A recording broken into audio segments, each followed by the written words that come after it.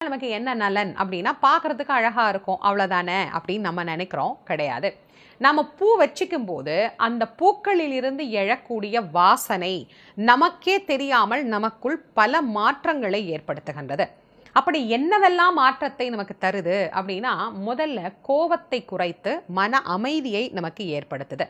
அதற்கு பிறகு நம்முடைய மூளையில் இருக்கக்கூடிய நாளமுள்ள நாளம் இல்லா சுரப்பிகள் அப்படின்னு சொல்கிறோம் இல்லையா, அதை எல்லாம் மிக சரியாக சுரப்பதற்கு உண்டான வேலைகளை அது தூண்டிவிடுகிறது. ஹாப்பி ஹார்மோன் அப்படின்னு சொல்லப்படக்கூடிய செரட்டோனின் போன்ற சுரப்பிகள் மிக நன்றாக இயங்குவதற்கு இந்த வாசனை, அந்த மகரந்த வாசனை அப்படின்னு ஒன்று நம்ம சொல்கிறோம் இல்லையா, அது மிக மிக மிக உதவி செய்கின்றது.